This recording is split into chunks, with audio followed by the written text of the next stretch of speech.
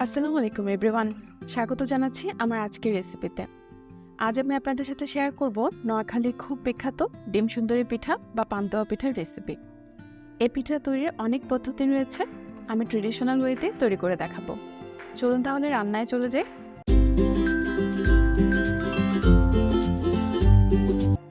পান্তুয়া পিঠা বানাতে অনেকে অনেক উপকরণ ব্যবহার করলেও আমি আজ শুধুমাত্র 3টি উপকরণ আটা, ডিম আর চিনি দিয়ে এই পিঠা তৈরি করে দেখাবো। শুরুতে আমি একটি শুকনো পাত্রে 3 কাপ আটা নিয়ে নিচ্ছি, তাতে নিচ্ছি 1 কাপ চিনি, এরপর দিয়ে দিব 1.5 চা চামচ লবণ। এবার সবগুলো উপকরণ মিক্স করে নেব।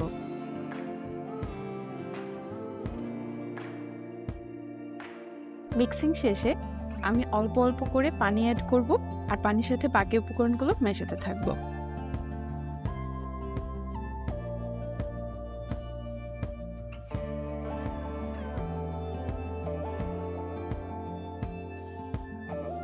এই প্রসেসটি ততক্ষণ করব যতক্ষণ না আমার ব্যাটারটি না একেবারে ঘন না একেবারে পাতলা এমন একটি পর্যায়ে আসে।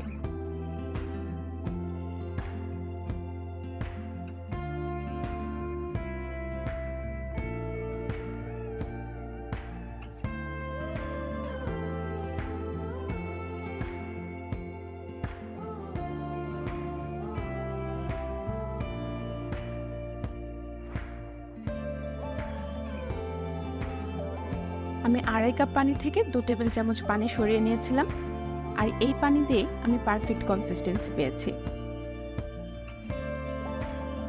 চিনি সম্পূর্ণ গলে গেলে দিয়ে দেব একটি ডিম। ডিমটাকে ব্যাটারের সাথে খুব ভালোভাবে মিশিয়ে নেব।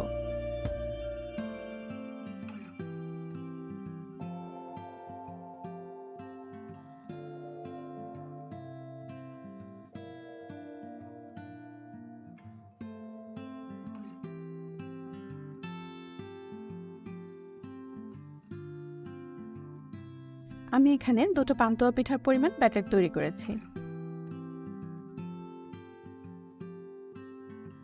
এখন আমি একটা প্যানে অল্প তেল দিয়ে 2টি ডিম ভেজে নেব।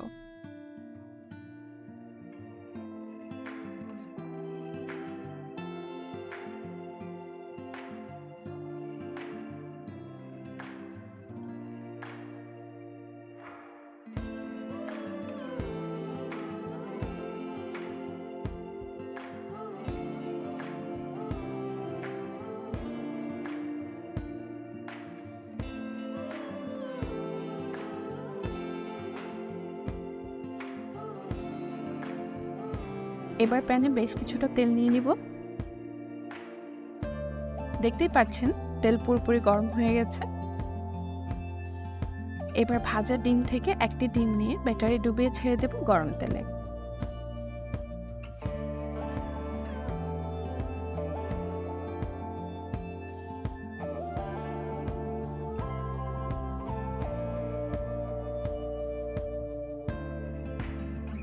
এক সাইড 1 মিনিট ভেজে নেওয়ার পর উল্টে অপর সাইড আরও 1 মিনিট ভাজবো।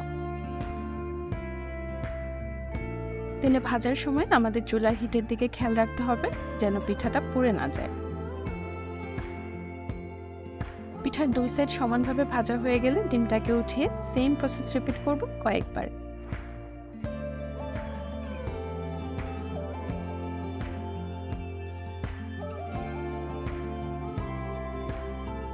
আরেকটি কথা বলে রাখি, আমি আজ আপনাদের আটা দিয়ে পান্তুয়া করে দেখাচ্ছি। আপনারা চাইলে ময়দা দিয়েও করতে পারবেন, এতে ব্যাটার তৈরিতে পানি কম বেশি লাগতে পারে।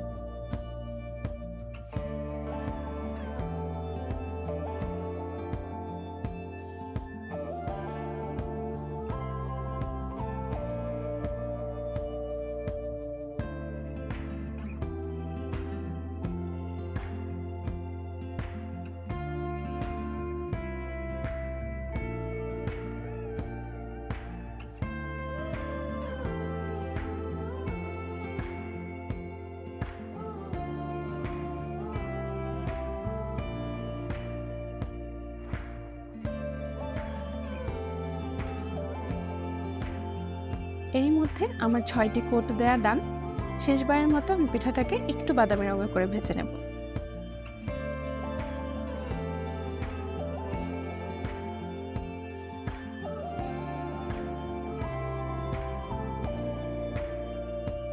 আমি টিস্যুর সাহায্যে পিঠার গায়ে লেগে থাকা এক্সট্রা তেলগুলো সরিয়ে নিয়েছি। এবার কাটার পালা।